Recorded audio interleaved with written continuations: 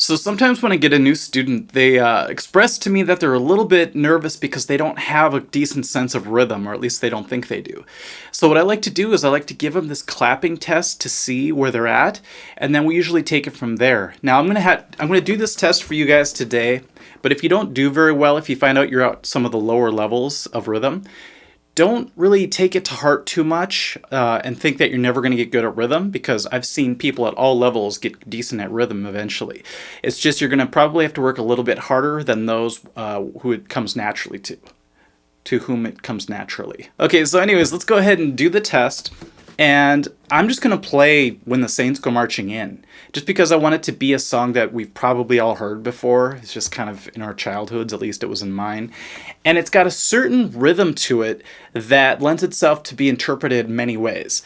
So let's see where you end up. All I want you to do is clap along to whatever you feel is the correct place to clap. I'll even give you a 4 count to kind of come in with me if you want to, but don't let that deceive your ear, okay? Just clap wherever you feel it's comfortable throughout the progression. Here we go. 1, 2, 3.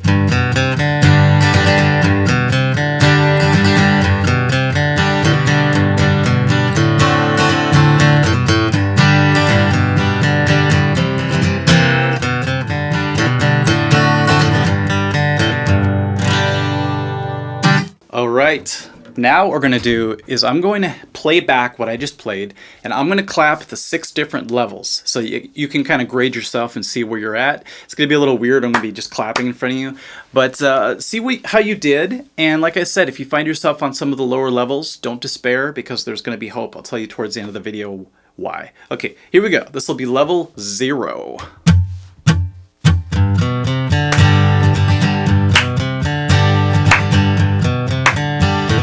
Usually they get a real confused look on their face and they just have no idea. They're completely guessing when to clap.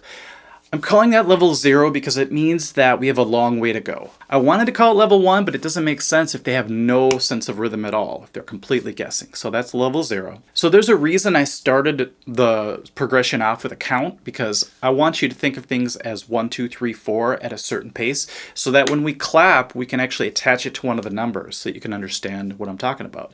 So let's go to level 1, and it's going to be clapping on the 1 and the 3. So this is level 1 clapping. Here we go. 1, 2, 3, 4. 1, 2, 3, 4. 1, 2, 3, 4.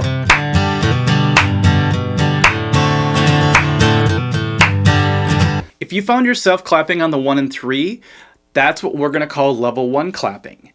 Now, it's nothing to be ashamed of. So many people do this. I would say almost it's the second highest majority of people clap on the 1 and the 3.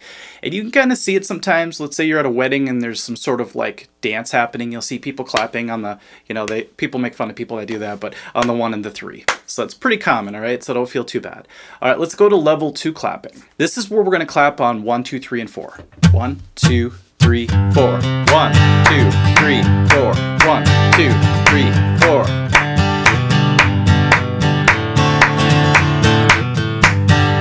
Now the problem with this song in particular and doing this clap test is that feels really natural to clap on the 1, 2, 3, and the 4, doesn't it? But it still indicates to me that the person who's doing the test is a little better than maybe average rhythm-wise, but they still don't have what I would call the higher levels of rhythm quite yet. So that's sort of like the standard average clapping on every single count. 1, 2, 3, 4. And that's the most common way most people clap when they first start out. So it's kind of good when they come in and they do that, because it means that we're at like a 0 point and it's only uphill, or it's only up from there, I should say. Okay, now we get into the higher levels of clapping.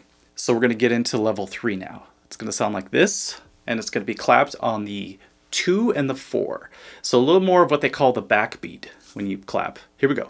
1, 2, 3, 4. 1, 2, 3, 4. 1, 2, 3, 4. 1.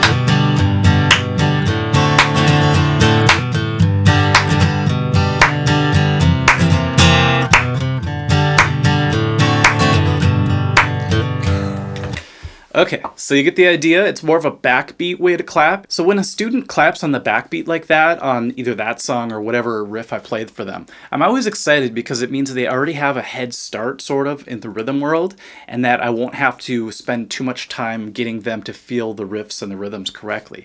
They're already there in a sense, and all we have to do is build from there. So it's always a good sign. Like I said earlier, the reason I chose this, not only because it's in the public domain and anyone could use it, but it's because it lends itself to many interpretations rhythm-wise, and this is one of those interpretations that this riff particular really calls for, and people with really good rhythm will clap like this. They'll clap on the ands of every single count. So instead of 1, 2, 3, 4, like we did earlier, it's going to be 1 and 2 and 3 and 4 and. It's like the double time count. And this is really what the song calls for, and so this is a very high level. If you're at this level, congrats. Let's try it. 1, 2, 3, 4, 1 and 2 and 3 and 4 and 1 and 2 and 3 and 4 and.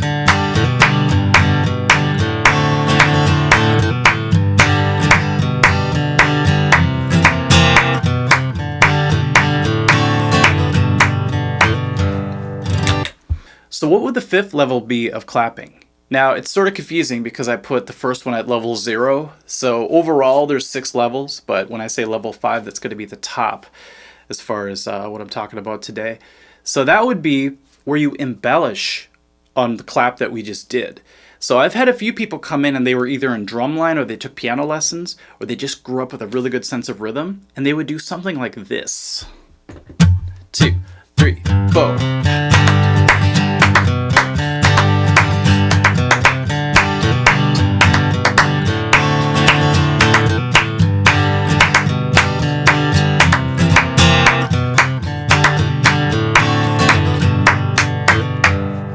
Yay, it's good. Now what I wanted to say earlier about not feeling bad if you're at the lower level, because a lot of people are at level 0, 1, or 2. I see that most. So don't feel bad because the students that I had that started off at those levels eventually were able to work themselves up to at least a level 3. And that's because over time, if you just play with a metronome, you start to try to play certain strum patterns a certain way, you could start developing a feel within yourself. But even if you're older and you start to clap along the correct way, it's almost like you could start to rewire your brain a little bit more. And it seems like after you've kind of rewired your brain a little bit and you go back to strumming, suddenly people start to have a little bit better of a feel for how it feels to correctly strum to a song. So this clapping idea is just a prerequisite for being able to strum and play really great rhythms on the guitar. So leave a comment if you want to admit what level you were at. You know, a lot of people, if they didn't do too well, they'll feel bad about saying, oh, it's just a level 1 or whatever. But you gotta start somewhere.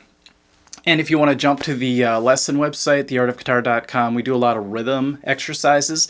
And I actually do an entire exercise where I play a metronome and I have you tap your foot and we start to rewire our brains to feel rhythm correctly. All right, so hopefully that was fun. Once again, leave a comment. Let us know where you're at if you want. And we'll catch you at the next lesson. Thanks, you guys. Bye-bye.